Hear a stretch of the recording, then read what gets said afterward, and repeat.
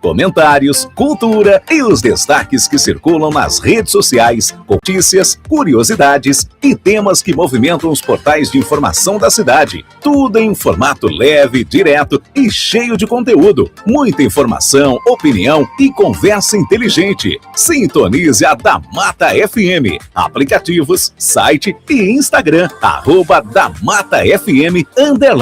The Noitecast. A apresentação, professor Jacaúna Medeiros. Muito boa noite, ouvintes da Rádio da Mata FM. Está começando o nosso programa The Noitecast, a conversa inteligente, toda quarta-feira, das 18 às 20 horas. Muito obrigado que você está escutando, né? Você que escuta através das ondas do rádio. 98,5 é o dial da Rádio da Mata FM. A você também que acompanha pelo Instagram. Muito obrigado pela sua audiência, pela sua companhia. E você também que acompanha pelo YouTube. Você pode acompanhar a Rádio da Mata FM, seja pelo dial, seja pelo YouTube, seja pelo Instagram.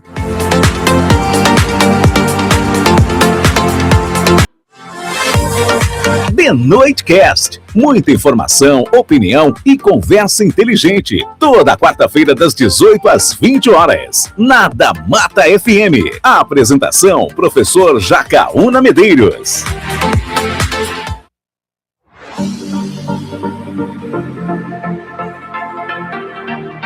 Estamos de volta às 18 horas e 33 minutos.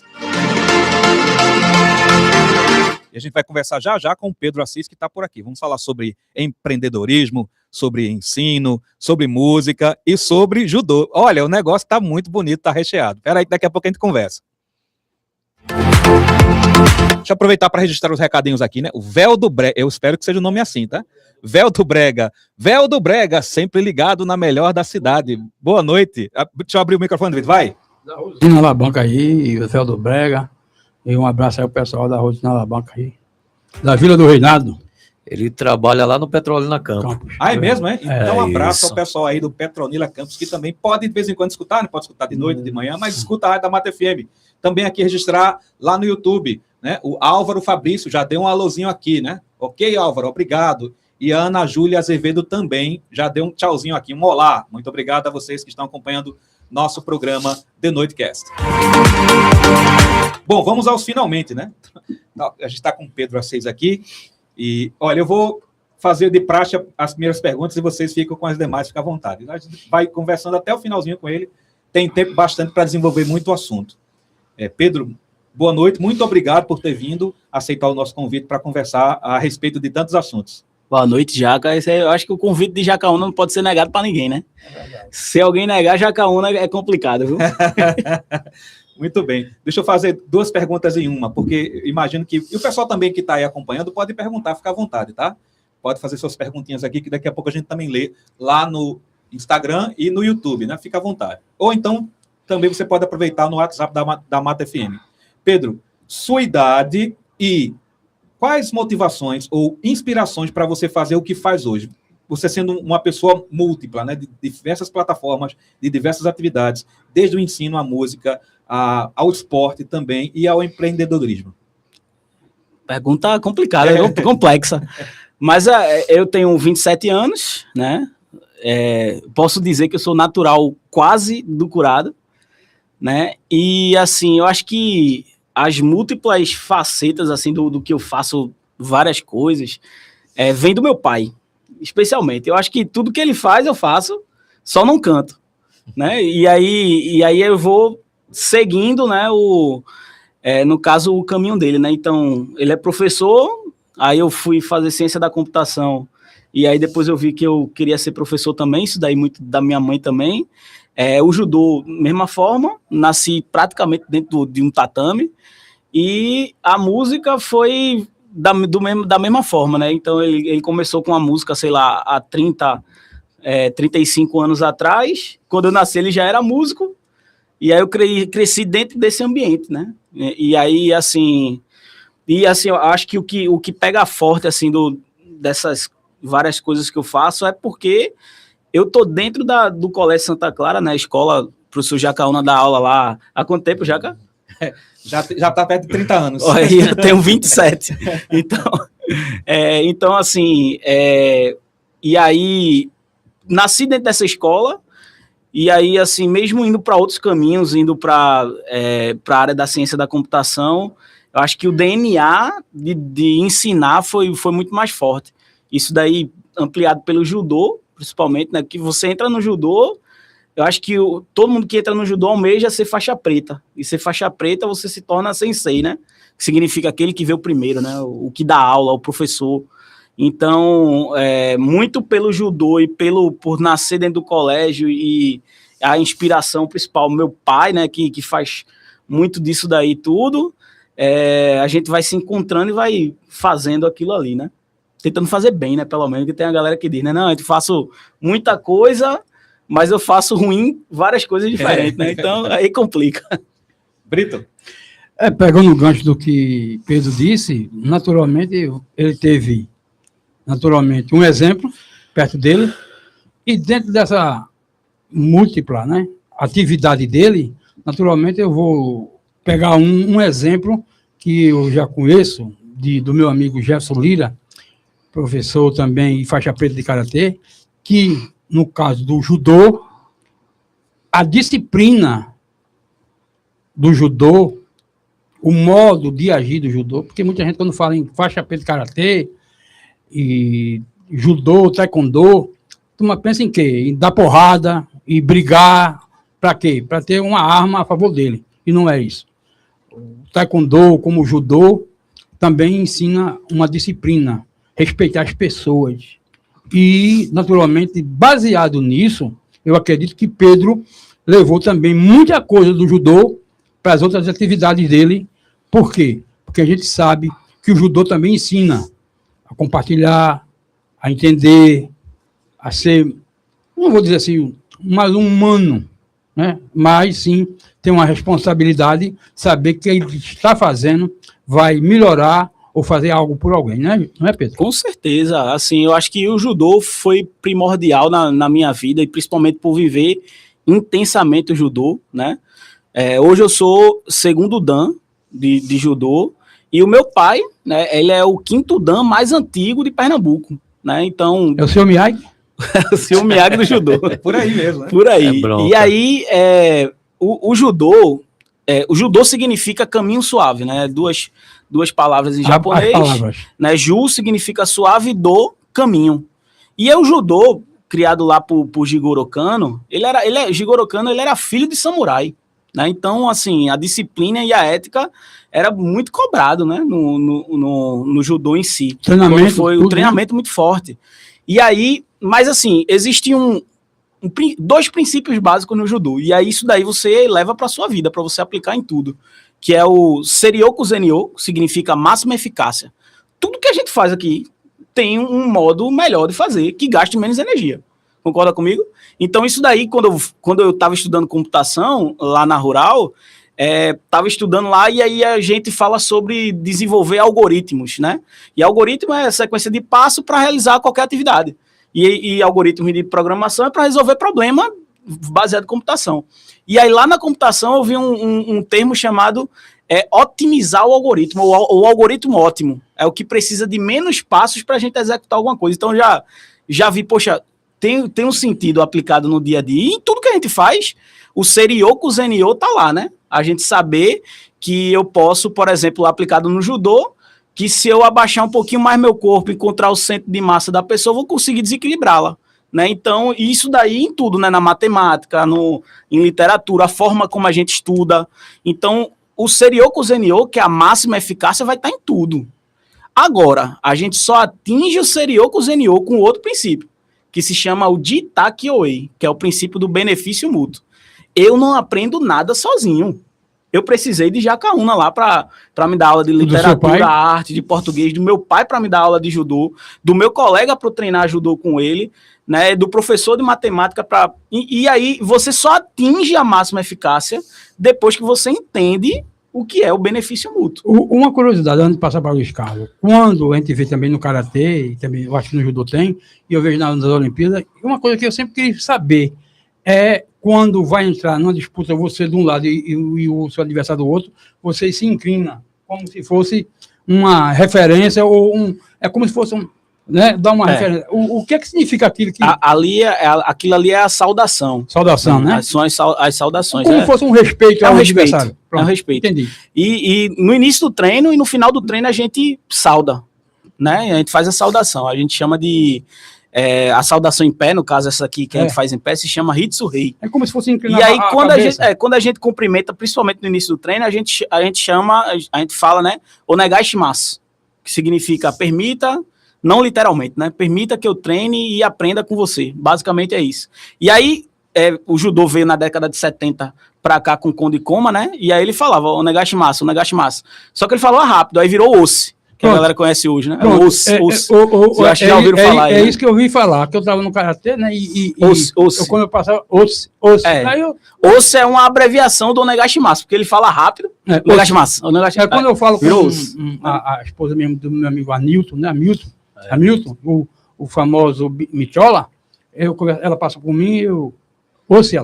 Quer dizer, virou um cumprimento padrão aqui no Brasil de pessoas que praticam arte marcial, principalmente eu acho que judô, karatê e jiu-jitsu, né?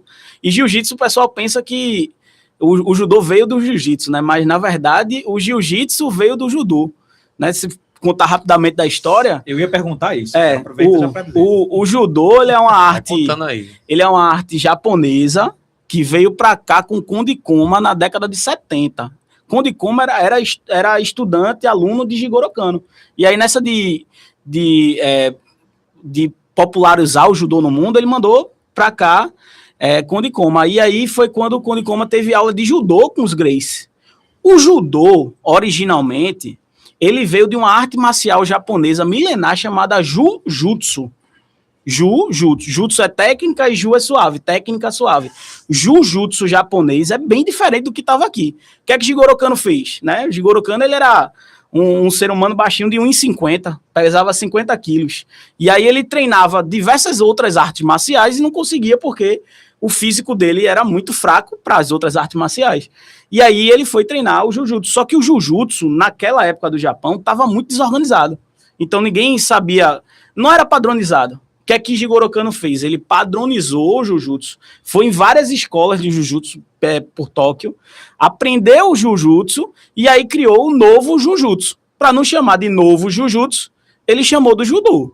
E aí o Judô, que tem tanto as técnicas que a gente chama de arremessos, que se chamam Nage Vazar, e as técnicas de Katame Vazar, de imobilização, chave de braço, estrangulamento, tem também os Atemi Vazar, né, que são as técnicas de percussão, soco, chute, que vem muito do Karatê. Quando o Jigoro Kano criou a Kodokan, que é o Instituto para o Estudo do Caminho, né, quando ele criou a primeira escola de judô, tinha tem ainda hoje, né, um prédio dedicado a só estudar outras artes, inclusive o Karatê e o Aikido, que são duas artes que, inclusive, Jigoro Kano ajudou muito. O Karatê tava caindo em descrédito, né, e ele ajudou muito a voltar o Karatê, né, a padronizar o Karatê, principalmente. Então, Jigoro Kano, ele foi importante por isso. Ele pegou o Jujutsu que estava desorganizado, organizou, criou novas técnicas, padronizou e criou o Judô. Quando veio para cá, Kondo Koma se encontrou com os Gracie, né, do Jiu-Jitsu. E aí os Gracies foram lá e começaram a aprender o Judô, só que gostaram muito da parte do solo. E aí eles desenvolveram o Jiu-Jitsu, né. E aí foi, assim, basicamente essa a linha de história, né, do que acontece. Luiz, fica à vontade.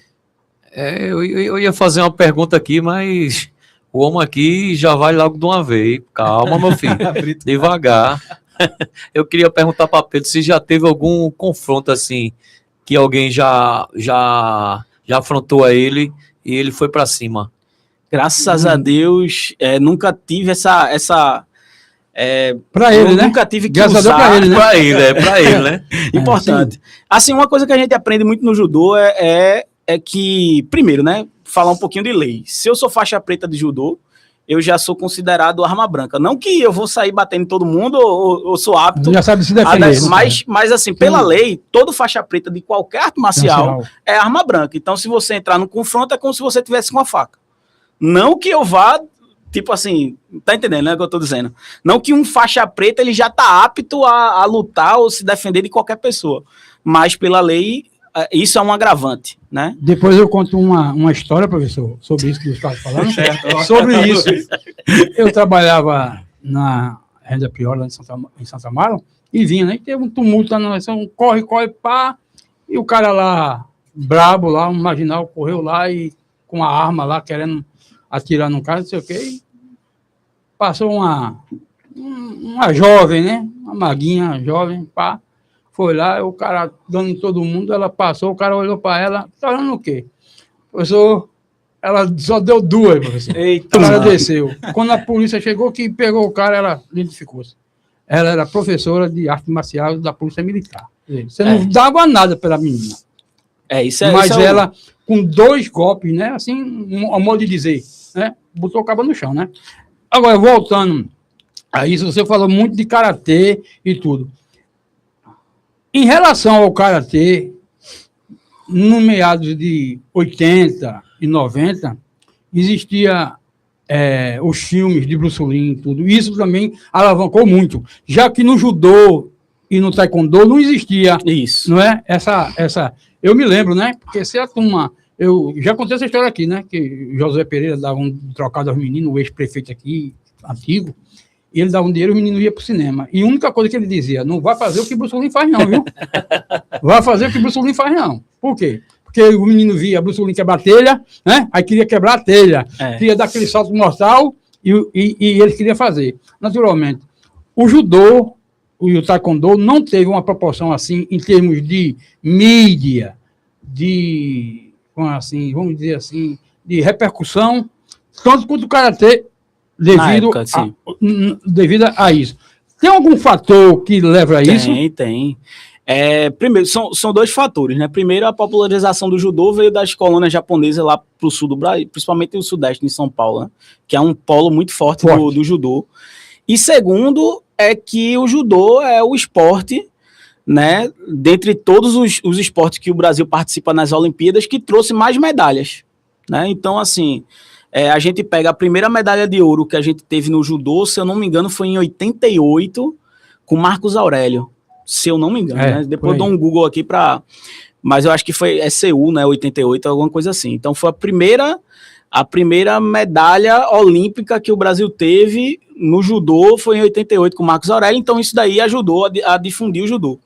Aumentou. E aí, quando a gente chega depois da década de 90 ali, muitos médicos e psicólogos conseguiram ver o judô como forma de tratamento, né, para melhorar ansiedade. E aí, assim, foi difundido muito que se o menino tá muito brigão, se ele tá respondendo muito, ou ele bota no judô que resolve, né? E aí resolve mesmo. Eu tenho alguns cases assim que mesmo eu fui faixa preta 2016, então esse ano faz 10 anos que eu ativamente dou aula de judô, né? E eu, assim, com 10 anos eu tenho alguns cases de sucesso de alunos que chegavam lá para mim e diziam assim, principalmente do colégio, né? Que o judô, o judô do Santa Clara é colado com o colégio Santa Clara, né? Então, a professora chegava, olha, esse menino tá virado. E aí teve acho que o case de sucesso que mais teve foi João Miguel. João Miguel foi um aluno que eu tive, que ele não parava, ele estava na alfabetização, e ele não parava para assistir aula. Mais conhecido como nó cego. Nó cego, não parava, ele não acompanhava, ele não conseguia sentar para se fazer a tarefa junto com os alunos. Basicamente é esse. E tinha problema, assim, para falar, né? Quietinho dele, mas... E aí, assim, a professora precisava fazer a tarefa com todo mundo para depois sentar para fazer com ele. E aí a mãe dele colocou no judô, que o médico disse, bota no judô para ver se... Com uma semana de judô. E assim, não dei aula especial, diferente, ou aula, eu fiz alguma coisa mágica, não. A mesma aula que eu dou para os meninos, a aula deu para ele. E assim, o judô é aquela coisa, né? E aí, disciplina, ele chega, salda, lá é só kimono branco que entra. A gente diz que lá é um pedacinho da Kodokan. Na Kodokan não entra kimono de outra cor, só entra kimono branco, né? Então, os meninos vão, aí chega numa área que ela é toda branca, assim, bem organizada, ele salda, pega a sandália, coloca a sandália. Então, ele entra numa fila, ele salda, ele começa a repetir, ele faz técnica, corre, não sei o quê. Com uma semana, a mãe levou ele de novo pro médico e perguntou, o que é que a senhora tá fazendo diferente com ele? Disse, nada, a única coisa que aconteceu foi que eu coloquei ele no judô. E aí, com uma semana de judô, ele estava fazendo o exercício junto com todos os alunos na sala. Isso é relato da professora lá, né? Tia Kaline. Então, pode até trazer tia Kaline aqui para atestar. E com uma semana de judô, ele estava sentado junto com todo mundo, fazendo a tarefa junto, esperando a sua vez. Que eu acho que é isso que é um dos cases bem positivos, né? Então, assim, que a gente tem. E aí eu acho que por isso que foi difundido mais o judô, por esses dois fatores, né? Eu perguntei isso porque em Jefferson Lira aconteceu isso, né? Quando tinha um menino para pagar, o menino estava com uma pipa e coisa no poste, bate lá no fio, ei, menino, nem aí. Quando eu vi, o menino lá, o nó cego, como Pedro disse, lá, quando eu cheguei lá para fazer uma matéria lá, aí eu vi logo a mudança. Foi entrar no tatame, né? É descalço, né? Que ele luta, sentou, botou a sandália lá, como o Pedro disse, limpou os pés, né? Porque parece que o tatame é um solo sagrado, praticamente, sagrado, né? Limpou os pés. Aí, boa noite, senhor Brito. Eu olhei para ele assim e disse, esse menino está com febre. Porque eu não sei desse. Nunca deu boa noite, né, Brito? Boa noite, senhor Brito, sei o quê. Boa noite a todos, sei o quê. Quer dizer, postura totalmente avessa daquela. Aí, quando eu vi o menino crescer, aí vai para competições. E quando vê, de 2 meses, 3 meses, aquele menino que era nó cego, vê e chega para a mãe e diz, ganhou uma medalha, ganhou um troféu, né? Ou fiquei em segundo lugar, ou fiquei em terceiro, e tirou aquela perspectiva daquele menino ir para o lado errado. Começa e isso eu acho que Pedro, eu acho que tem muitos exemplos por aí disso, de tirar o foco da rua, porque o que existe é um exemplo. O menino não obedece mãe e pai e quer que o coleguinha também vá na mesma onda. Não é? Vamos lá, não, que nada para mãe e pai, conversa, você está nesse tempo ainda? E não. E quando você pega uma demanda dessa, como o Pedro está dizendo, pegou o nó cego e com uma semana o menino praticamente, né, esqueceu aquela... Né? Tirou o nó e virou um cidadão, no caso. A pessoa ganha um propósito. Eu acho que é isso. Que o que acontece muito com a juventude hoje é que não tem propósito. Né? Elas estão ali e é como se estivessem vivendo a esmo, né? Então, estão sendo levados pela maré e não sabe para onde vai parar. Né? Então, assim, quando a gente coloca um propósito no esporte, isso serve até como moeda de troca, né? Então, por exemplo, a professora lá, se você não se comportar, eu vou dizer pro sensei. Ou se você não se comportar, eu vou dizer pro seu pai não levar pro judô hoje. E aí o menino já para assim, e já senta, e assim, porque é um propósito. Ele sabe que ali ele pode evoluir, mesmo que no ritmo dele, mesmo que da forma dele, ele vai evoluir ali em algum momento e vai chegar, vai conseguir sair do ponto A para o ponto B, porque é muito claro, né, que a gente faz, assim, diferente de matemática, que é bem abstrato, né, você não sabe para onde você está indo, às vezes é muito no imaginário, né, então, as artes marciais, o esporte de maneira geral, o propósito dele é bem explícito, né? Você vai treinar aqui para sair daqui e fazer isso aqui. Aprender um golpe novo, uma técnica nova, ou aprender a fazer um gol de falta, né? Então, tudo isso o esporte desenvolve, né? Luiz, desculpa, atrapalhei. Não, terminei já. Luiz, fica à vontade. Pode falar aí, professor. Estou aqui só na relva, hoje eu estou na relva.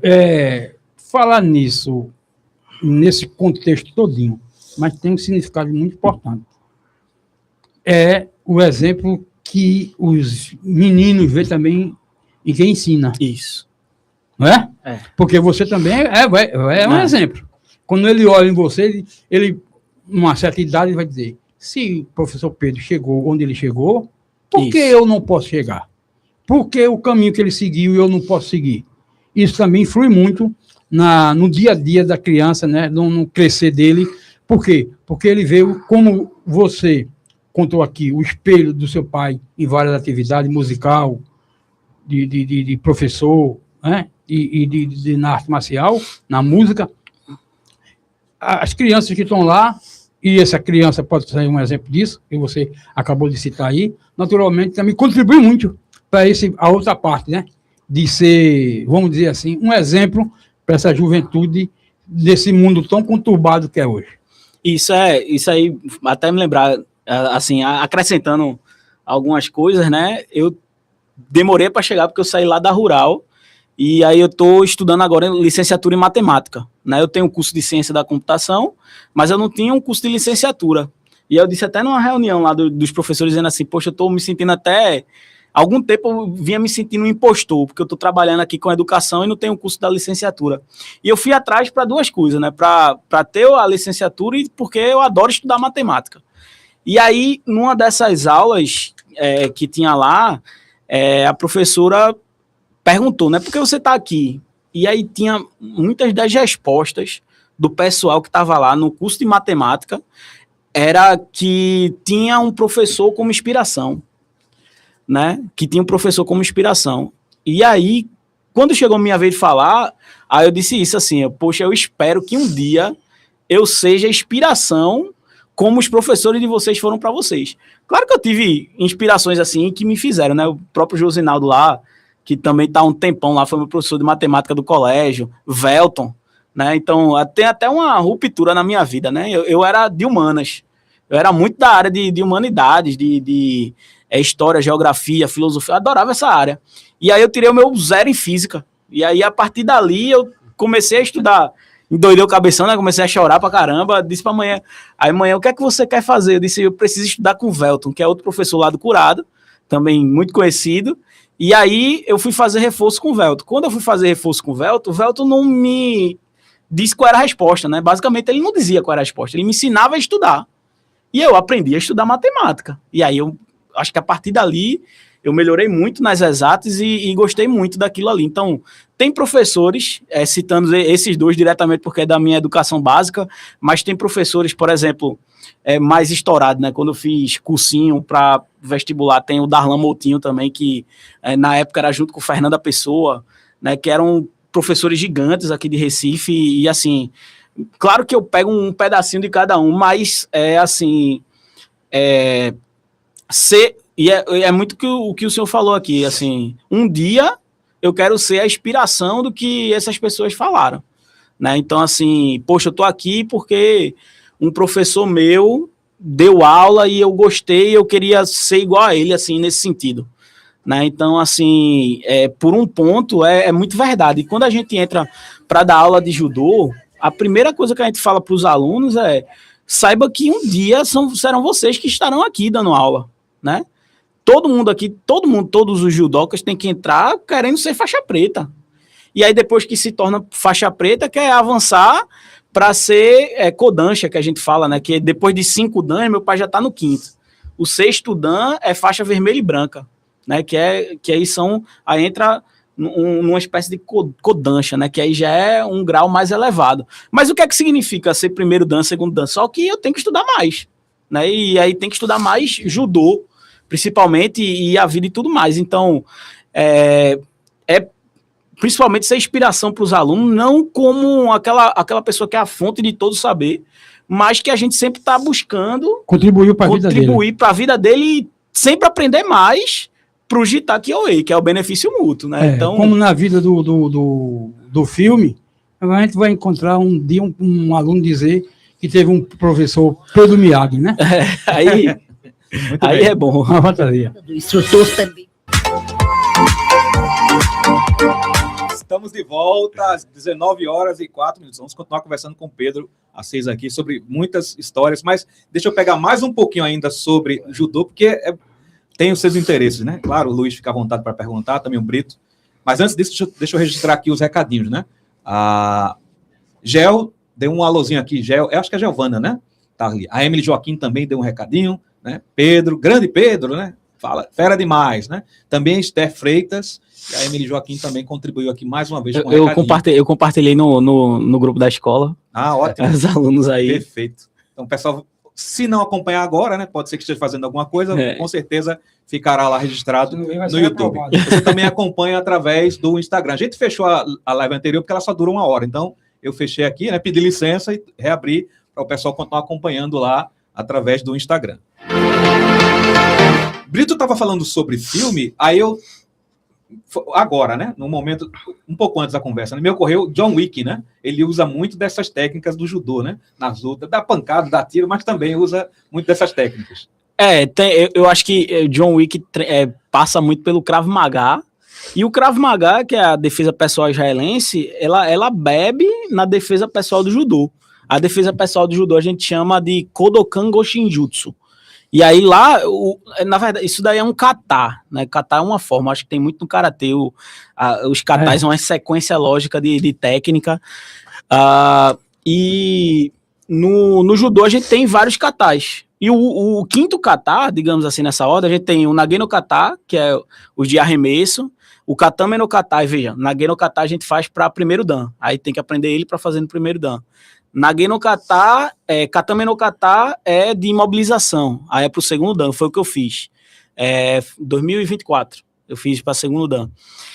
Ju no kata, esse é o kata suave, né? Então esse é um dos katas que eu acho mais bonito e onde tem a essência do judô. Aí é para terceiro dan. Quarto dan, Kime no kata, que é um tipo de defesa pessoal, mas uma defesa pessoal mais antiga, e o Kodokan Goshinjutsu, que é a defesa pessoal do judô moderna.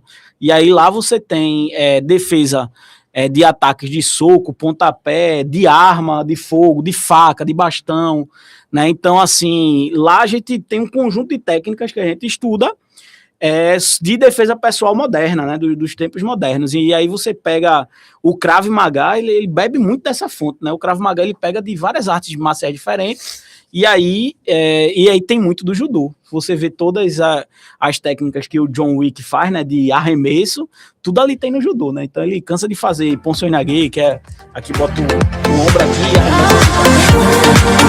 o Shiguruma, né? Então técnicas que são muito usuais em confronto corpo a corpo, né? Então, o judô tem muito isso, e aí o Krav Maga é muito difundido, tem muita técnica que vem do judô também, né?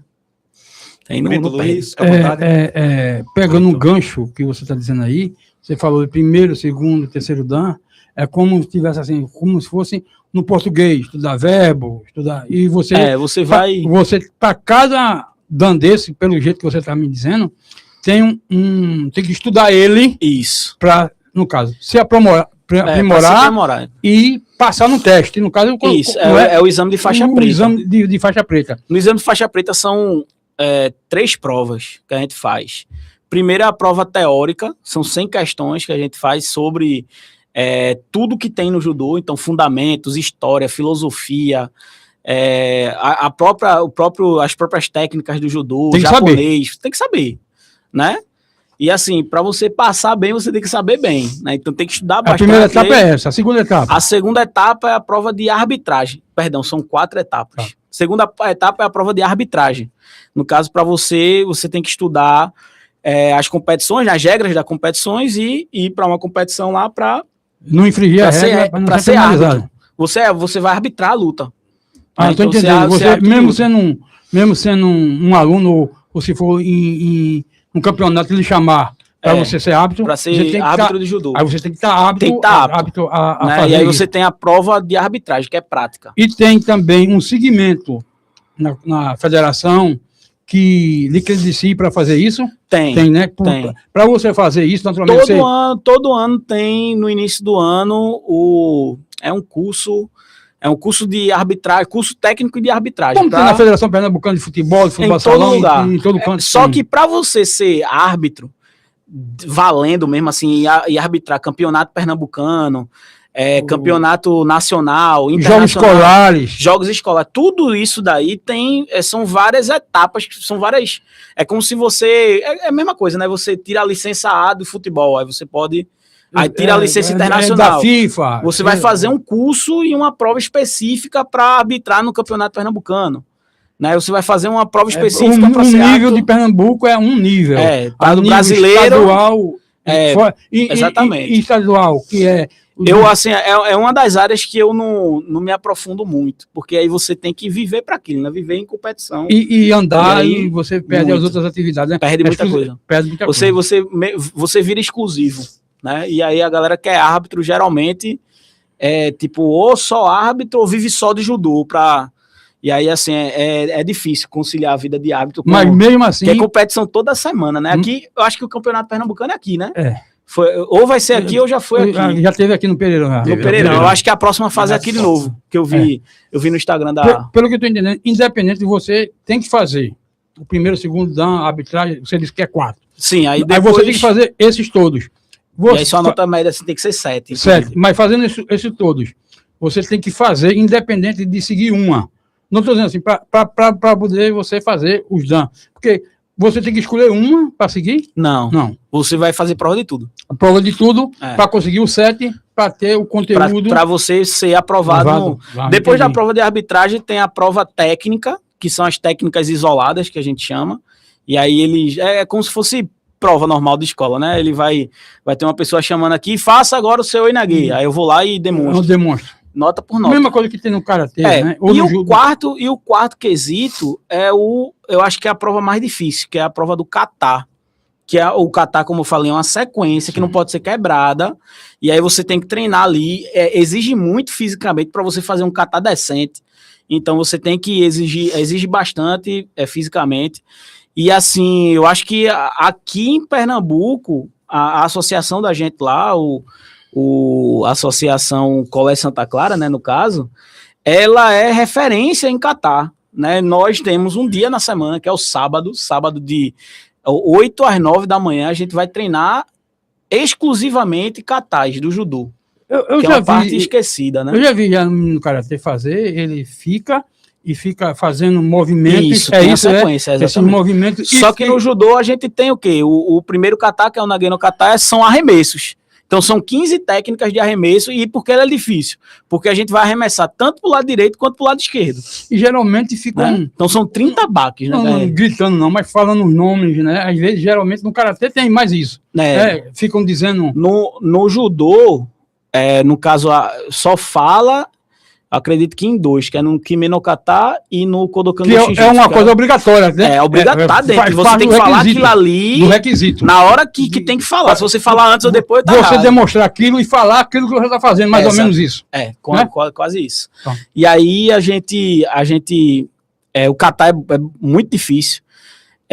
Eu já fui, 2016, eu fui campeão pernambucano de Nage no Kata. Campeão e vice, né? Que eu fiz arremessando e fiz sendo arremessado, né? A gente chama de tori e o quê? E em 2017 eu fui 3º colocado no Campeonato Pernambucano e 6º colocado no Campeonato Brasileiro de kata. Arremessado é aquela parte que você pega aqui e arremessa. E aí você cai. Ali é onde o menino chora e a mãe não vê, né? Levar baque é pau. E quando você tá com mais de 100 quilos, aí complica mais ainda, né? Sua alma sai assim, né? Aí, assim, por isso que eu tenho que perder um pezinho para poder voltar a treinar bem, né? Então, assim, o físico que a gente tava falando aqui tava fora do ar, a parte física é tão importante quanto a parte mental. Quanto as demais partes. Deixa eu perguntar aqui, eu diria, a última coisa desse ponto, se alguém quiser ficar à vontade de perguntar mais... Eu estava lembrando quando você falou dos Gracie, né? Que é uma família, pai, filhos, acho que até netos também, né? Já do falecido, né? E o Chuck Norris tem uma entrevista que circula nas redes sociais, né? Que ele havia lutado um monte de coisa e tal, aí foi lá conhecer os Gracie, né? Aí ele não estava contando vantagem, mas ficou pensando, né? O que eu faço aqui, né? Aí o pai na época disse, olha, pega meu filho aqui que é mais fraco. Ele apanhou do rapaz. Tanto no judô quanto no jiu-jitsu, bem treinado é difícil, né? O pessoal hoje, Jaca, diz assim, não, a arte marcial mais eficaz, né? O pessoal fala de eficaz. A arte marcial mais eficaz na atualidade é o jiu-jitsu. Eu já penso diferente. Eu acho que a arte marcial mais eficaz é que quem treina. Se você é bom no jiu-jitsu, você treina muito jiu-jitsu, vai ser eficaz. Se você treina muito judô, vai ser eficaz o judô. Se você treina muito karatê, então bom é quem treina. Por isso que Pedro vai perder aquilo para fazer isso, né, Pedro? Tem que tá, né? Tomar um monjarozinho, um Ozempic da vida. Falar comer uma pizza, né? Não dá uma feijoada, não. Coisa boa. Dá uma buchada no final de semana, aí complica. Deixa eu só aproveitar aí, para não ficar batido. Um abraço aqui ao nosso querido Hugo Calazans, né? Um advogado, né? Professor, muito bom revê-lo, né? Estamos de volta no rádio, viu, Hugo? Fica tranquilo, toda Lembrança, quarta-feira, das 18 às 20 horas. ao pessoal da categoria, pai, né? Adilson Calazans. Adilson Calazans e o pessoal aí. O professor falou, o Pedro falou, a gente falou de tudo. Mas para chegar nisso, empreendedorismo, para chegar nesse contexto, temos que ter uma coisa, você tem que ter um objetivo, querer aquilo. Se aquilo é a sua praia. Você já contou o negócio da matemática, não sei o quê, pá. E para fazer isso, como você mesmo falou, Pedro, você falou em termos, assim, a grosso modo, que teve o seu pai aqui, ali, e precisou de quê? De parcerias. E teve parcerias para fazer. E para chegar na parceria, a gente sabe que é difícil. Por quê? Porque você tem que demonstrar a pessoa que vai ser, naturalmente, um parceiro seu, ou contribuir com você, uma agência vamos supor, de qualquer coisa que queira patrocinar você, você tem que demonstrar algo a essa pessoa. Tem que ter um currículo, ou tem que ter um projeto viável para, naturalmente, ele saber que a longo prazo ou a curto prazo vai ter alguma volta. Qual é a dificuldade nesse meio de conseguir, principalmente, aí você pode dizer, na música, na educação e também na arte marcial aí, por quê? Porque a gente vê tanta dificuldade disso, de ter alguém que queira, né, contribuir, as empresas, vamos dizer, tem várias leis que existem por aí, para música, para aquilo, e eu gostaria de saber de você, naturalmente, as dificuldades em termos de parceria, de ser um empreendedor, de querer chegar mais longe, e quais os empecilhos que tem nas atividades para você chegar ou ter um melhor resultado. Né, acho que nesses ramos que eu tô é difícil de encontrar parceiros bem intencionados, né? Se a gente vai para a educação, o colégio ele meio que se isola, né? Porque como a gente está trabalhando com jovem e criança, tá, é muito difícil a gente conseguir apoio de maneira geral. Mas a gente tem a quadrilha lá do colégio, e aí, assim, a gente precisa do apoio do poder público, né? A galera que vem ajudar a gente para a gente colocar a quadrilha para a rua. É uma quadrilha que ela compete, né? Então, a quadrilha Mirim que compete. Qual inclusive, Junina Explosão, tá ensaiando agora, né? E aí, assim, ela é bem forte, e aí para a gente encontrar parceiros... Na parte cultural, isso você tá Na falando. parte cultural, é difícil. Então tem o poder público que ajuda, né, para a gente poder movimentar, e é uma quadrilha, a quadrilha é quase uma ONG, né? Então a gente não recebe nada dos alunos, né? É pouca coisa que eles pagam, a gente consegue estruturar a quadrilha com as apresentações que a gente faz e tudo mais, e assim, é difícil, né? Então um ou outro assim dá um apoio maior para a gente poder chegar lá, mas é complicado, e principalmente quando a gente tá quadrilha infanto-juvenil, a gente tá trabalhando ali com crianças, né? Então a gente não pode associar a quadrilha da gente com nomes, seja de qualquer ramo, né? Então, por exemplo, tava uma discussão lá. Se o estourado aí do passinho viesse para vocês e disse assim, eu vou botar 1 milhão na quadrilha de vocês iriam? Aí minha mãe falou e não pensou 2 vezes. Não, mas não é por conta que ele seja da cultura A, B ou C, mas é porque a realidade que ele fala, a gente tá trabalhando com criança, a gente não pode misturar as coisas. As betes, as coisas. As betes não tem condições, uma bet chegar lá e a gente sair com a camisa da quadrilha com bet nacional, ou bet não sei o que aqui, na camisa, com crianças, né? Então, é difícil, a gente tem que saber com quem a gente tá trabalhando bem do outro lado lá para colocar no... Eu digo isso, Pedro, porque na minha comunidade... E lá ele chama o Bairro dos Artistas, na Nova Esperança. E São Lourenço tem uma quadrilha que uniu-se várias pessoas, né? Zé Matuto. Zé Matuto, isso. Zé Matuto é uma quadrilha que já ganhou prêmio já, e aí daqui São Lourenço tem muita cultura. Tem o nosso amigo Perácio, né? Que trabalha nesse negócio, que vive nesse meio. E a gente vê hoje a diferença daquele tipo de quadrilha, porque hoje, como o Pedro está dizendo, nas disputas por aí, nas Globo, onde tiver Sesc, onde tiver disputa, hoje precisa de quê? De várias ferramentas. Primeiro, condições. Primeiro, tem que ter um tema. Tem que ter pessoas preparadas para o tema, para ensinar, para você fazer um levantamento de uma história sobre o Lampião, tudo sobre Lampião. O tema da quadrilha, o senhor falou de tema aí, o tema da quadrilha desse ano eu acho que é um dos mais interessantes dos últimos anos. Esse ano o nome da quadrilha se chama Insurgente, porque a gente vai falar, a história ela se habitua justamente na Batalha dos Guararapes. Né? Então, um evento histórico importante. Importantíssimo. Né? Então, Insurgente já por causa disso ali.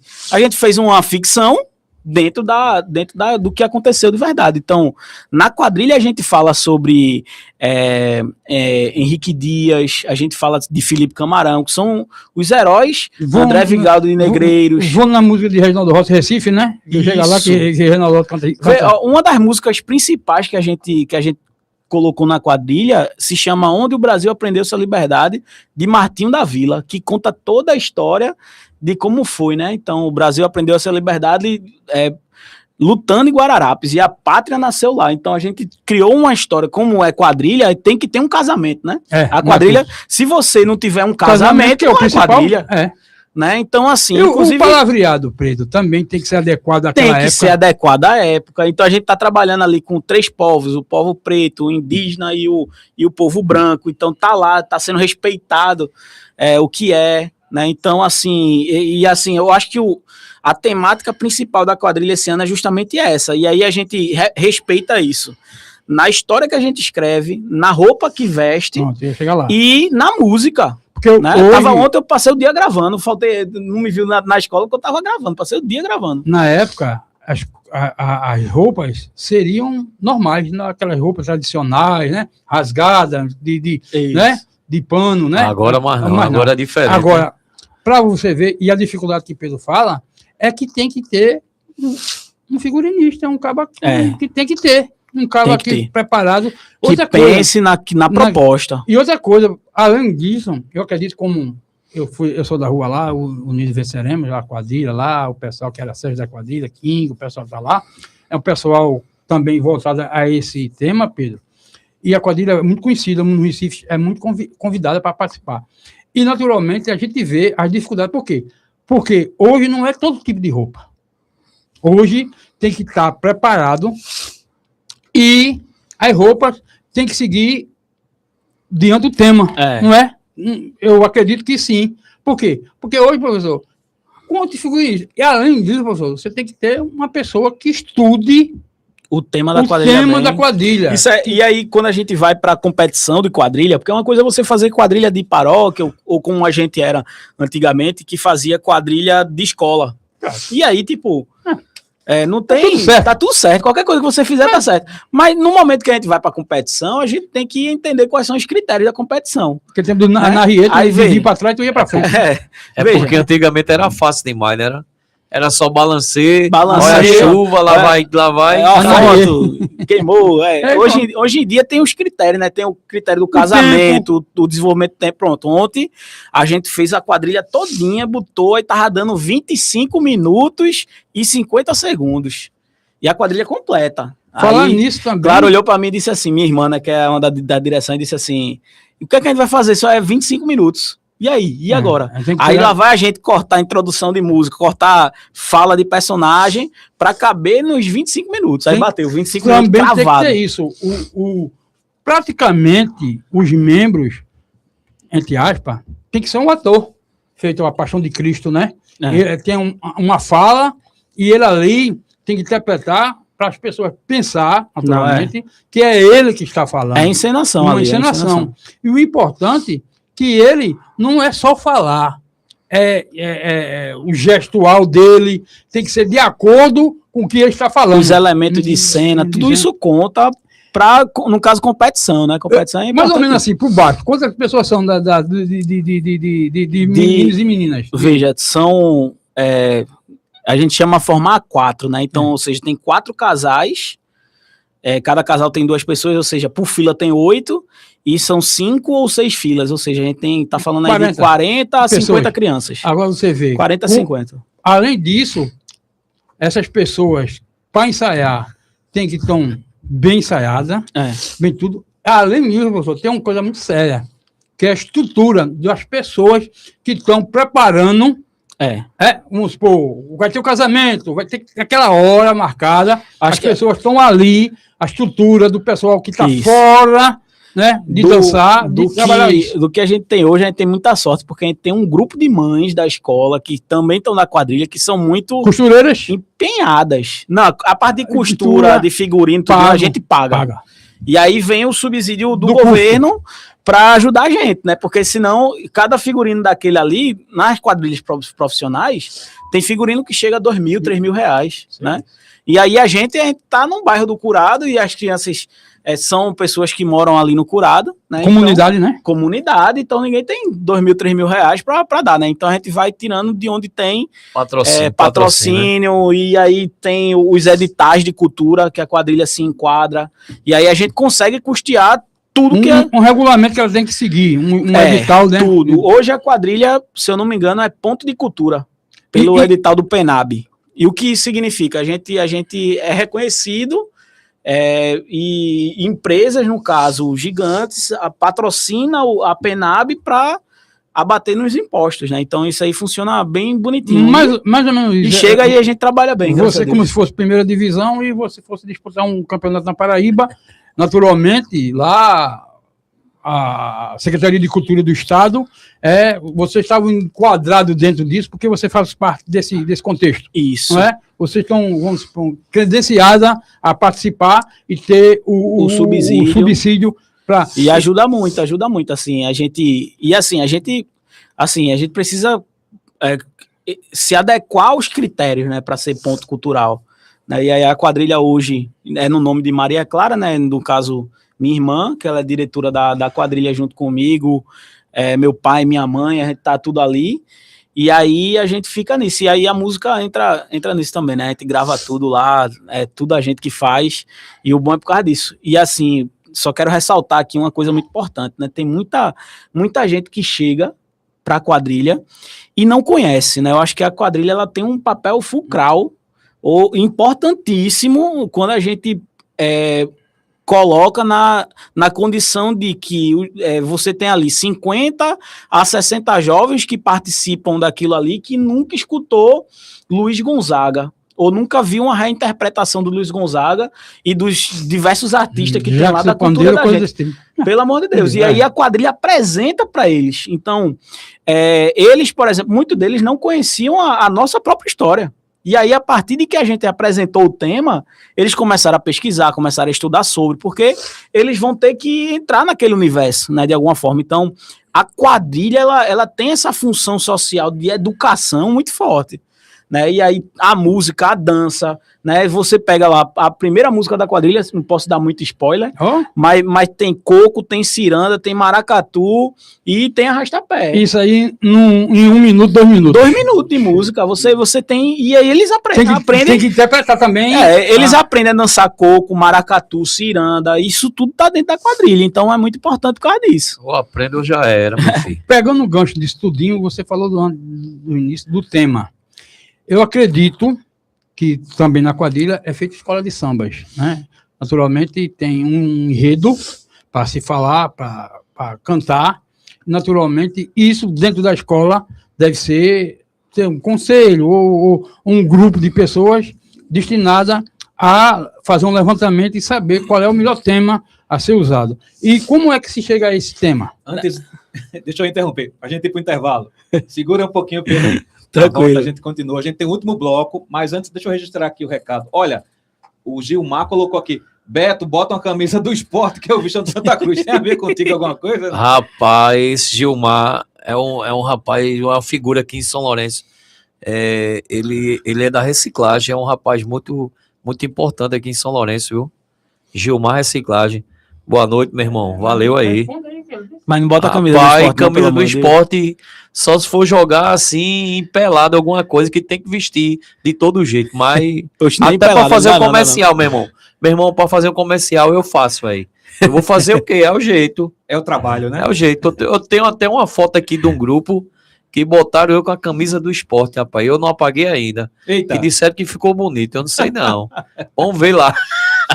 Vamos para o intervalo. Na volta a gente conversa mais sobre isso e outras questões com o nosso querido Pedro Assis. The Noitecast, na da Mata FM, no comando do professor Jacaúna Medeiros e convidados.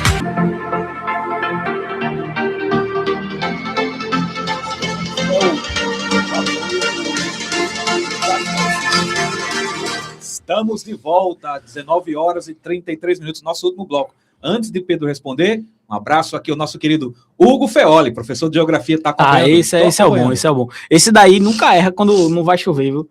Ele é o garoto da previsão do tempo lá do colégio, professor de Geografia. Sei não. Ele diz assim, vai cair chuva hoje, daqui a 30 minutos cai chuva. Isso é o manda-chuva. Então. Aí entende, viu? Então, vamos retomar, né?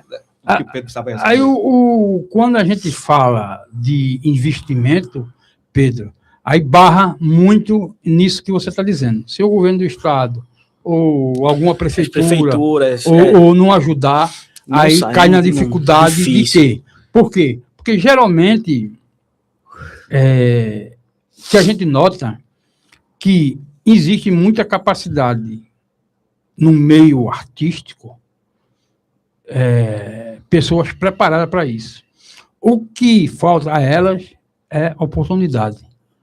E essa oportunidade só chega, como você estava dizendo, com investimento, né? Com alguma coisa. Porque termina a quadrilha, aí já pensa no ano que vem. Naturalmente,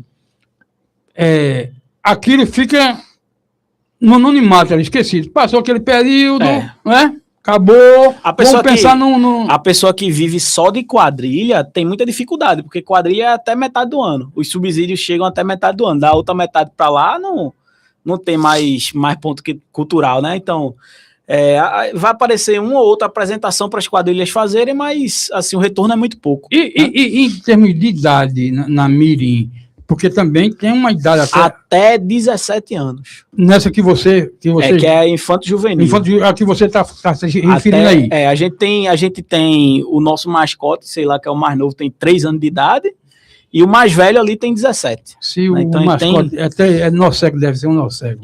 Dança, paga, Benjamin. Tá vendo? É primo da minha namorada. Se tu vê um vídeo dele dançando, tu diz assim, esse pirra tem uns 20 anos na cara com corpo de 3, pô. Porque ele faz tudo, pô. É inacreditável. E como é que faz essa demanda de ultrapassagem de idade? Qual é o que a escola faz para ter essa demanda todo ano? Pronto, 17 anos já não vai mais. E no meio disso tudo também, Pedro, pelo que eu estou notando, e eu acredito que aconteça, também gente de idade menor, 16, 15 anos, desiste, não quer ir mais. É difícil. E como é que faz essa peneira para... É difícil. Veja, a gente é bem abastecido, digamos assim, porque a gente tem uma escola, né? E aí, assim, a gente vai lá na escola... É um referencial, professor, para isso? A gente chega lá na escola e diz assim, bora pra quadrilha, que é bom, não sei o quê, os pais se envolvem, e aí a gente tem, assim, quando estoura a idade, a gente chama de história, quando estoura a idade, a gente tem um grupo novo entrando para completar. Um estoque, vamos dizer. Tem um estoque de alunos que estão vendo, que foi no ano anterior, aí não dançou, mas gostou de ver, gostou da resenha, tal, não sei o quê. O amigo foi, deu certo. Pronto, tem muita gente, e aí como a gente tem, quando a gente tem o Santa Clara, a gente tem esse estoque, digamos assim, de alunos novos todos os anos que recompõem. Lá na escola a gente também tem o time de futebol da escola, né? Inclusive ano passado a gente foi vice-campeão do JEPS, né? Na categoria 12 a 14 anos. E aí... No futsal. E aí, assim, a gente tem os meninos vão estourando a idade, que vai chegando a 18 anos, tem menino que não pode jogar mais esse ano, e aí sempre vem meninos novos, os alunos que eram da categoria mais baixa, chega na idade e a quadrilha funciona da mesma forma, né? Disso tudo que você está se referindo, a dificuldade de idade, de investimento e tudo, fazendo um resumo, assim, de tudo, assim, qual é a principal dificuldade? Pronto, você vai disputar um evento, você tem que ter dinheiro para transporte, para alimentação. Graças a Deus a gente consegue, a gente é muito econômico. É muito econômico. Por isso assim. que você vai fazer matemática? Mas assim, minha irmã e minha mãe, minha irmã, minha mãe e minha tia, né? Elas fazem as coisas de forma muito econômica. E aí, quando a gente vai para as apresentações, exceto as apresentações de concurso. Sim, fora concurso, tirando uma apresentação. fora as apresentações que a gente faz na prefeitura, por exemplo, a gente vai fazer uma apresentação aqui na prefeitura de São Lourenço, eles custiam nossa vida. A vinda, com tudo que a gente tem de gasto, e aí, como a gente é bem econômico, sabe, sobra alguma coisa para a gente guardar para o próximo projeto. Né? Então, assim, a gente vai dessa forma. E aí a gente faz muito evento da prefeitura, a gente faz muito evento da prefeitura de Recife, prefeitura de Jaboatão, e aí tem muita festinha que precisa de quadrilha e começa a quadrilha. Evento privado também, aí vai com a quadrilha menorzinho. Isso daí paga o quê? Paga o ônibus e a gente vai juntando os custos. Em fevereiro tem o carnaval, aí vem nos aeroportos, na rodoviária, como a gente chama, tem orquestra de frevo, tem tudo. Exatamente. Vocês também são convidados para ir para o aeroporto. A gente mais ou menos, não é a quadrilha toda, mas nesse caso a gente nunca foi convidado para ir no aeroporto, mas, por exemplo, geralmente, a gente, como meu pai é Marcelo Pernambucano, né, tem uma banda de forró, de frevo. Vamos convidá-lo aqui, viu, para tocar muita música. Já falei para ele, ele está organizando a agenda para chegar. Trazer o nosso sanfoneiro, né? Xodó. Xodó, depois eu vou mostrar uma foto, ele não tem esses 2 dedos aqui e toca sanfona assim de forma absurda. Aí é um negócio assim para trazer para vocês verem mesmo, porque é um negócio divino, assim, como é que ele toca, né? O jeito que ele toca. Sanfona é difícil. Tocando teclado com os pés, né? E aí, como meu pai a gente vai muito para festa de prefeitura. E aí, geralmente, principalmente nas prefeituras de Jaboatão e Recife, antes do show começar, tem uma atração cultural, como no carnaval, aparece mais a apresentação de caboclinhos. Né? Então, tem os caboclinhos lá e eles fazem a apresentação no início. Ou apresentação de passista de frevo antes, né? Um grupo de passista toca antes da atração cultural da banda. Né? Exatamente. E no São João, a gente é muito convidado para fazer esse tipo de evento, né? Antes do músico tocar, a gente abre para ele, digamos assim, numa apresentação de quadrilha, né? Aí não leva a quadrilha toda porque senão o gasto fica muito maior, né? Mas você vê, quando o Pedro fala disso, ele se referiu justamente ao que eu estou dizendo, né? As 2 principais prefeituras em termos econômicos do Estado. Né? Porque, sem brincar, praticamente, tanto a prefeitura de Jaboatão é tanto quanto a de Recife. Né? O subsídio de dinheiro, né? É muito parecido. E tem a dificuldade também da cidade do interior, porque você pega uma quadrilha dele e trazer para uma cidade como, eu não vou nem dizer da região metropolitana, eu vou dizer assim, do interior, Chão da Alegria, Paudalho, Cafina, você fica longe e o pessoal lá fica ciumento. Por quê? Porque lá eles também têm. Né? Tem, aí diz assim, por que trazer de fora que se aqui a gente tem? Quer dizer, aí a gente está gastando dinheiro com o pessoal, por que não gasta com o pessoal daqui? A gente pega assim o São João mesmo, né? A maior crítica do São João do Caruaru é os absurdos que acontecem, né? Você pagar, acho que quase R$1 milhão para Roberto Carlos e não tem nenhuma atração de forró de verdade, né? A gente fala forró de verdade mesmo. E aí não tem no São João do Caruaru. Uma cisão, né? Você pegar nordestino. Não tem. A Loca, é Felipe não sei o quê. E nada aí, contra, viu, pessoal? Não, é só porque a questão questão da época. É fora de época e assim, a intenção. O nome do pátio é Pátio Luiz Gonzaga. E Roberto Carlos vai cantar. E não rola Luiz Gonzaga. Eu acho isso aí muito, muito absurdo. Se é carnaval, rola outra coisa. E porque tem uma história Se sobre isso, João, você sabia, né? É só pra tocar forró, né? Você tem uma história sobre isso, né? Que o Roberto Carlos, uma vez, Nada contra falou os cantores que tem aí. De Luiz Gonzaga, não sei o que, ele fez uma música, né? Cinturinha de pilão, não sei o que. Teve até uma onda dessa. Luiz Gonzaga fez a música justamente por ele, por causa disso, né? Mas voltando ao caso anterior? Tu tinha me perguntado uma coisa antes de voltar, que foi sobre o tema. O tema. Como é que a gente chegava no tema. Sim, porque E assim, no caso, na escola de samba, ela tem um grupo de pessoas dentro da escola de samba que vai escolher o tema. E de onde vem essa escolha? Assim, geralmente parte de mim e da minha irmã, né? A gente é a gente tá ali trabalhando muito com o roteiro, o desenvolvimento do tema e tudo mais. Esse ano específico, os 2 últimos anos que a gente foi realmente para concorrer, veio assim, a gente, vamos falar de fogueira, aí pronto, a gente criou uma história em cima disso. E do ano passado foi uma quadrilha que a gente tinha feito em 2015, que a gente nem sonhava em sair, a gente tinha, sei lá, 20, 25 componentes na quadrilha, e a gente fez um tema muito legal e a gente readaptou para fazer o tema do ano passado, né, que foi Um Sonho numa Noite de São João, que a gente pegava referências ali de Toy Story e colocava no ciclo junino, né, digamos assim. E esse ano em específico a gente estava voltando de uma apresentação e aí eu comentei com a mãe lá da quadrilha e disse assim, poxa, eu queria fazer alguma coisa sobre Pernambuco. E na minha cabeça o negócio estava bem desenhado, né?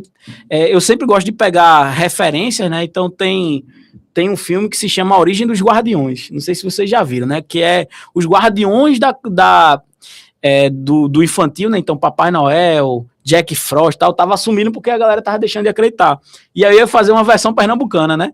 Então o Caboclinho tava assumindo, o Frevo tava assumindo porque o pessoal não tava mais acreditando, digamos assim, né? Então na minha cabeça era um negócio mais abstrato dessa forma. Mas aí a mãe falou assim pra mim, por que vocês não falam sobre a Batalha de Guararapes? Aí pronto, aquele foi o estalo, aí começou a conversar, meu pai começou a compor música doidada, né, para quadrilha, e a gente foi juntando. Eu posso dizer que ontem a gente fechou o corpo do projeto todo, né? Os 25 minutos Né? Só falta colocar lá, só falta encher, né? Gravar todas as músicas, gravar as vozes direitinho. Mas ontem a gente sentou o dia todinho para pegar as músicas que a gente já tinha gravado para colocar e deixar certinho. Uma pergunta. Quando a gente fala em quadrilha junina, Luiz Carlos, Jacaúna e ouvintes da rádio, e também o pessoal do Instagram e do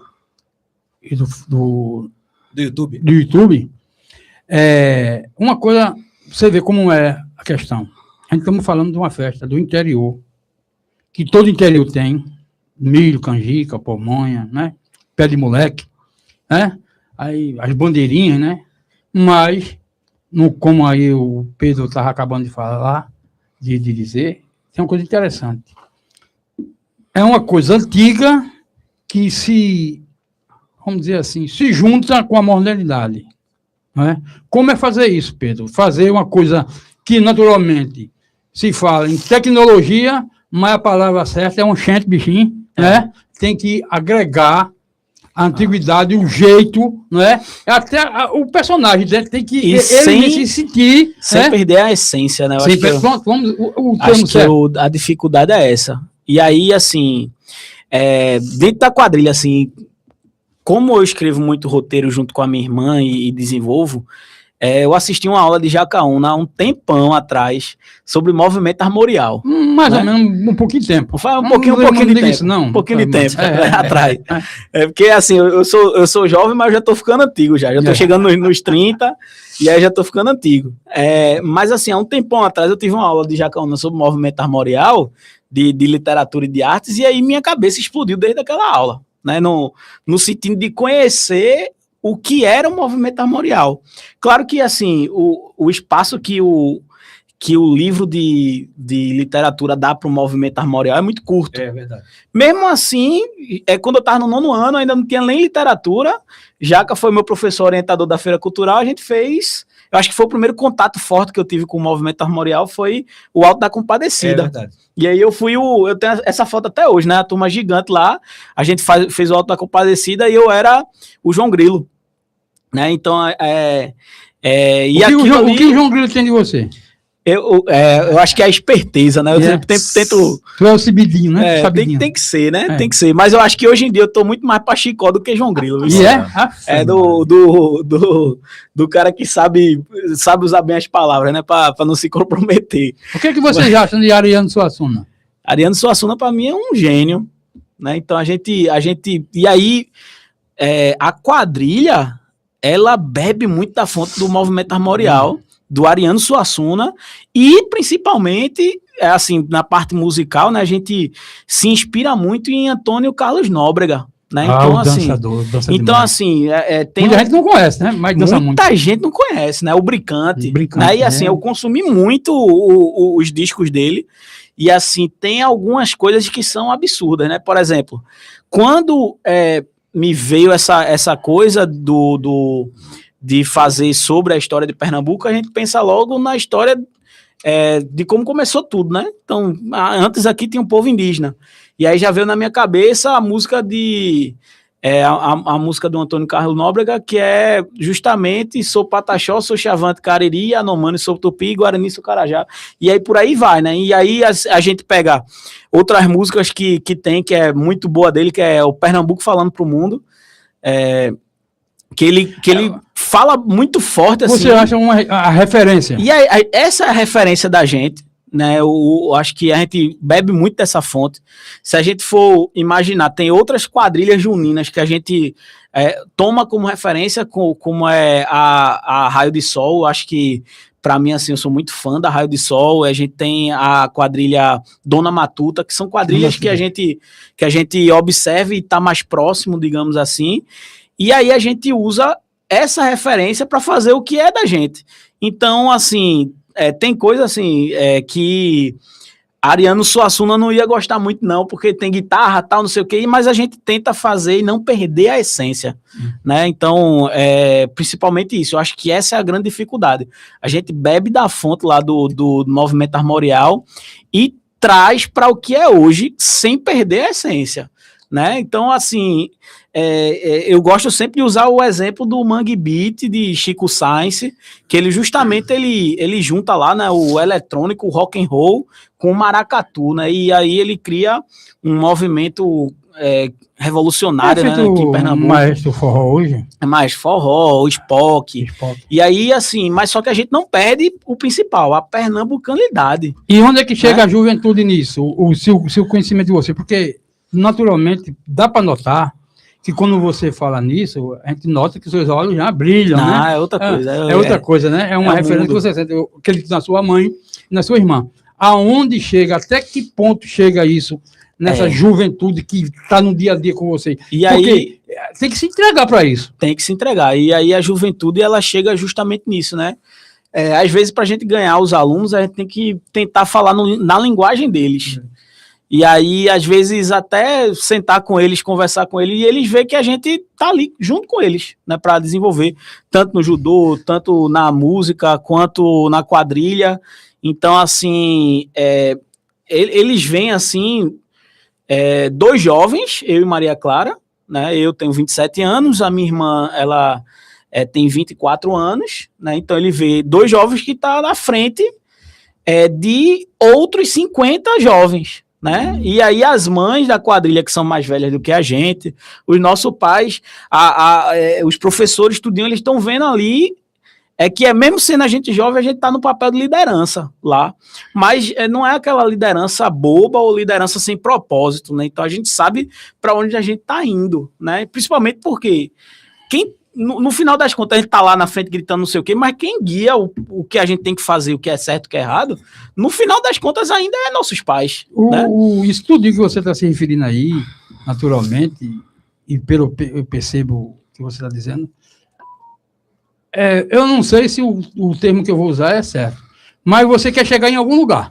Isso. E qual é esse lugar que você quer chegar? Assim, eu tenho alguns objetivos para cada falando coisa. No geral, né? Você tem uns objetivos, eu quero saber onde você quer chegar, né? Eu tenho os objetivos, assim, em cada atividade que eu faço. Por exemplo, no judô eu quero progredir, aumentar o meu dan, fazer mais exames, aprimorar e tudo mais, e fazer com que meus alunos se tornem faixa preta. Eu acho que é o objetivo principal. Sim, senhor. Na quadrilha, a gente quer chegar... a gente quer chegar no pódio, mas não é necessariamente nosso último objetivo. O objetivo é fazer um espetáculo que a gente esteja feliz em assistir. Imagina uma foto bem grande, um quadro bem grande na escola Santa Clara, né? na Santa Clara. É, Santa Clara. Brincaram lá e com lá, né? Quadrilha junina Santa Clara, não sei se Explosão. E lá, e os alunos diziam assim, oxe, né? Olha eu ali, ó. É. E hoje isso é um professor. Vamos dizer, Exatamente. Ele Tá na história. Dizer, né? Falar assim, ó, eu faço parte disso aqui.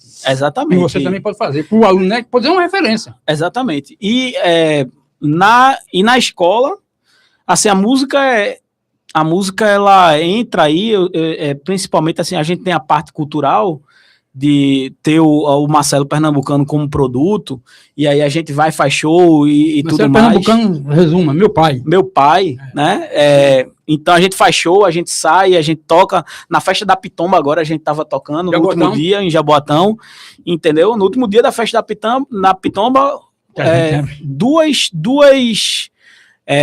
shows antes de Pablo, né? Então, assim, quem foi? Qual foi o cantor? O cantor foi meu pai, Marcelo Pernambucano. Oxe, mas então o dia estourado cantou uma música nova, não foi lá? Cantou, que foi a música de Jarbas. Que é uma música, se eu não me engano, é de um esposo de uma menina que eu conheço, uma galega. É de Jarbas. É de Jarbas, né? Isso é Jarbas. Ô, rapaz, vê onde chegou. Exatamente, é de Jarbas. Eu escutei a música lá, eu tava assistindo, muito legal. Na gravação, o pai ainda fala, ô Jarbas danado, tu não é polícia? Pô, composição do caramba ele fez lá, ele gravou. Aguarda, né? A surpresa que vem aí, viu? Marcos Antônio gravou uma música dele também, e também Pablo também gravou, viu? Vem coisa boa por aí, compositor danado ele, viu? Aí gente... Foi 2 músicas que a gente pegou. Tem um livro, o homem tem um livro. Forró de Zé Tatu, o nome da música. Que forró, pensa no forró, forró brabo. Vamos botar pra tocar casou com a banda, né? Tem lá no Spotify, Marcelo Pernambucano tá lá, forró de Zé Tatu. Eu vi já. E aí a gente tocou lá na festa da Pitomba, e assim, o meu objetivo com o Marcelo Pernambucano é justamente alcançar mais, né? E tocar mais, principalmente, né? Que é um produto muito bom. Para Pernambuco, principalmente. Qual é o estilo? Forró? Forró. Na verdade, é versátil. Exato, né? Porque... eu ia apontar isso agora. Exatamente. O Marcelo consegue ir de um canto a outro, inclusive com a vertente lírica e cantando em língua estrangeira. Painho, ele começa, ele é formado no baile, né? Ele é forjado no baile. Então, assim, é coisa de tocar 4, 5 horas no casamento, né? Então, ele começa ali no frevo. Na verdade, ele começa na cerimônia, né, cantando música erudita, e aí vai desde Bocelli a Pavarotti, e canta aquilo tudo em várias línguas e tudo mais. Eu acho que e aí ele é tenor lírico, né, muito potente, né, por aqui em Pernambuco. Aí depois ele vai pro frevo, que é o Marcelo Pernambucano, e a Capibana, que é um produto legal que a gente tem aqui, frevo maracatu e mangue beat, né? Então a gente toca isso no carnaval. Quando é no São João, a gente toca forró, e aí é forró de mesmo, arrastapé, baião, shot, forró de mesmo, de verdade, né? Que a gente fala, de mesmo, ali o forró autêntico, né? O forró autêntico, sanfona na cara, tem guitarra, tem tudo, mas a sanfona é na cara. E os ritmos pernambucanos, nordestinos, né? Principalmente. E aí, no meio do ano, a gente tem um bloco de Dia das Crianças, que a gente toca músicas infantis de clássico, né? Vingadores, toca, sei lá, Xuxa, e aí vai tocando as músicas Balão Mágico. Então, assim, no meio do ano a gente tem esse projeto infantil que foi meio por causa do colégio, né? Então, Seu pai cantava em baile, essas coisas? Cantava. Hoje em dia a gente tá mais na parte do forró e do frevo, né? Que eu acompanho. Mas, por exemplo, agora a gente lançou junto ao prefeito lá de Jaboatão o baile na rua, né? E aí a gente vai fazer uma seresta, na verdade, pegar músicas ali na década de 50, 60, por ali, e fazer uma serestona no meio da rua, lá na Rua da Árvore, lá em Piedade, né? Uma rua... O ano passado, a gente tocou lá no Natal, tava bem enfeitada, né? Então a gente tocou música erudita lá, no Natal, e aí foi lançado esse desafio pro prefeito pra gente fazer a seresta, né? Na rua, né? O baile na rua, né? Então, assim, tocando músicas de todos os tempos, mas principalmente dos tempos antigos, né? É do meu tempo. Os tempos de ouro, né? Da música. No meu tempo. Eu já tenho 62, minha gente. E aí a gente tá nessa, e para terminar, né, a escola, acho que Jacaúna entrou lá no Santa Clara justamente quando a gente começou com o pré-vestibular. Isso. E o objetivo da gente lá é justamente acontecer o que aconteceu hoje. Estava lá, antes de subir para a aula, eu vi um aluno que foi aprovado o ano passado, né? Falou comigo, e aí, Pedro, não sei o quê. E aí a gente tem uns 15 alunos, o ano passado, né? Foram 15 aprovações, notas excelentes, uma aprovação em medicina, várias aprovações na federal e na rural, né? E aí isso é muito legal, muito massa. Não, e isso é um orgulho, velho. Não, muito isso a vaidade não chega, não tem teto não tem limite não. Você saber muito bom. que você contribuiu para um jovem ser médico, ter uma especialidade que ele gostou, que você contribuiu para aquilo, não tem tamanho isso, não tem valor isso. Inclusive, o pessoal que está assistindo aí, é tudo foi aprovado da gente, né? Giovana Lorini passou em jornalismo, Emily passou em ciências biológicas, Azevedo passou em letras, né? Então, o pessoal está assistindo a gente aí e tudo foram alunos da gente lá do colégio. Inclusive, acertamos o tema do Enem. Dá um orgulho danado. Né? Jacaúna lá, ó, na hora que eu abri a prova do Enem, eu lembrei de Jaca na hora, né? Porque ele cantou Sapato Velho e o tema foi sobre Roupa nova. E assim, acertamos o tema, já deu de luva, assim, Emily até usou essa citação da roupa nova, né? E aí, assim, é muito massa, né? Pensando em tudo isso. Estamos terminando o nosso programa. Ok, tem muita coisa. Não quer dizer que Pedro não venha novamente, porque já está reconvidado agora com o pai também para trabalhar com essa questão da música e tudo mais. A gente vai conversar sobre isso, mas eu agradeço novamente pela sua vinda. Fique à vontade para dar algum recado final. Também o Brito, né, o Luiz, fique à vontade. Primeiro o Brito, que está com a lista ali, parece que vai amanhecer o dia. Mandar um abraço, porque isso aqui, Pedro e Luiz já sabem, se não começou. Se não fizer, mandar um abraço aqui ao nome do grupo As Linguarudas. Precisa dizer mais alguma coisa? Não, precisa não. Dona Mafia, Dona Lia, Marlúcio Brito, Grace e Márcia. Aí vai lá, Matheus, Daiane, Matias e Cecília, Lucas, Luísa e Luana. Vamos lá. Maria, Vado e Joana, a minha neta, Aurora, Carla, Elton, Marcone, Antônio e Fátima. E também o nosso amigo Dedé do Disque, Silvana e toda a família Brito e todo mundo, né, que teve a paciência de estar aqui curtindo esse debate, essa aula também que Pedro deu, de trabalho, como é feito. Espero que você tenha gostado. E se Deus quiser, até quarta-feira. Acho que quadrilha não estava nem na pauta, né? Entrou aí meio de supetão. Mas foi bom. E vai ser melhor ainda quando seu pai e você vir aqui. Não, com certeza. Contar essa história cultural. É muito tentar importante. Trazer Xodó, que Xodó é realmente assim, interessante. Como é que ele faz as coisas sem dois dedos. É absurdo. Muito obrigado a todos. Sanfona é difícil. E parabéns de novo, Pedro, pela mais conquistas. Espero que você almeje os seus objetivos todos, que você é merecedor. Quando o professor disse a mim que ia trazer você aqui para o programa, naturalmente, a perspectiva era toda e realmente foi cumprido. E vai ser melhor ainda quando você vir com seu pai. Aí a gente vai ter aqui uma aula de cultura musical. Perfeito. Muito obrigado a todos. Luiz. Quero mandar um alô aqui para a Marque Modas, que está me vestindo aqui, ó. Menino, ó. Eita. O homem tá me vestindo aqui com a camisa de Santa Cruz. Brito torce pro esporte, vai lá, viu? Tem camisa do esporte, mas tem do Náutico, tem da Seleção Brasileira, tem do que você quiser. A loja fica por trás do mercado público, não tem errada. Você entra na terceira porta, você vai encontrar lá, a Marque Modas. Corra lá, porque, ó, a partir de R$30 tu compra uma camisa, Menino, que negócio. Olha, R$30, tá bom? Gostaria de fazer um apelo à Prefeitura de São Lourenço, porque tá tendo um tráfego de motos na feira de São Lourenço, beleza? E na feira de Tiúma. A feira fica ocorrendo lá e moto trafegando. Isso aí passa idoso, não pode. Passa criança. Isso aí, vamos botar o guarda municipal lá, porque o bicho tá pegando, viu? A semana passada eu ia até fazer um vídeo, mas eu não faço, que eu tenho medo de levar uma mozada do povo e dizer que tá dedurando, mas eu vou dedurar aqui. Vamos embora. Tá registrada. Tá registrado, né? Reclamação, com certeza. E o alô continua. Um alô para todos aí que eu faço a propaganda, né? No Instagram Feira São Lourenço. Tá muito massa. Chegamos a... Como é que é o arroba para o pessoal procurar lá? O arroba é tudo juntinho. Feira São Lourenço. @feira São Lourenço.pe. Não tem errada, gente.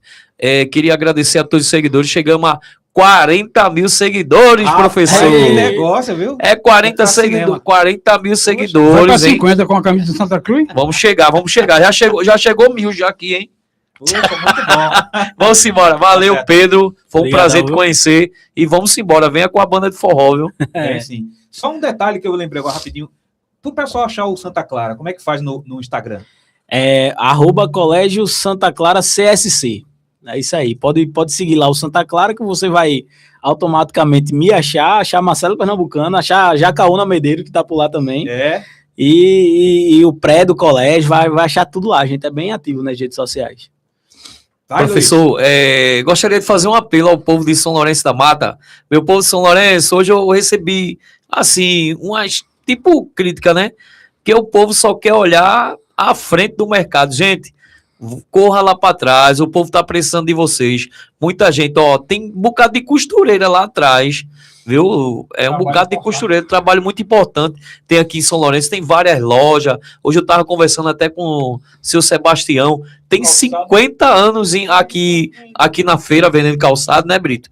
E ele me falou hoje que só misericórdia, não passa ninguém. Eu passei mais de 1 hora lá e o povo tá pedindo ajuda para vocês aí, aqui de São Lourenço. Corra lá, meu filho. Corra lá para comprar um calçado, fazer uma costura, comprar uma camisa, uma calça. Corra lá que o povo precisa de vocês, não é só a loja não, hein? Por trás ali, realmente, Jacaúna, tem muitos comerciantes também ali, por trás ali, perto da estação ferroviária. Isso. Ali por trás, tem muitos comerciantes e precisa também ser olhado, né? Porque muita gente, às vezes, não quer olhar. Sebastião, ali no Pai da Feira, nosso amigo Dedé, 45 anos de feira, Dedé. Isso. Eu chamo hoje Dedé do CD, porque antigamente ele chamava de Dedé do disco. Disso. Mas é esse tipo de comerciante que foi o município andar. Sebastião mesmo, eu mesmo, a minha família comprou muito sapato a Sebastião. Todo tipo de família dele tradicional em São Lourenço, em termos disso, sempre ali atrás do mercado público. Quer dizer, não só ele, mas outras pessoas precisam também ser olhadas, e como o Luiz Carlos acabou de dizer, dê uma voltinha lá, dê uma passadinha para lá, que vai ter um preço bom para você. Muito bem, um abraço a todos, lembrando que a direção de radialismo é do inoxidável Gil Moraes. Até quarta-feira, se Deus quiser. Olha, eu esqueci da passagem hoje, mas quarta-feira que vem a gente faz isso, tá bom? Um abraço.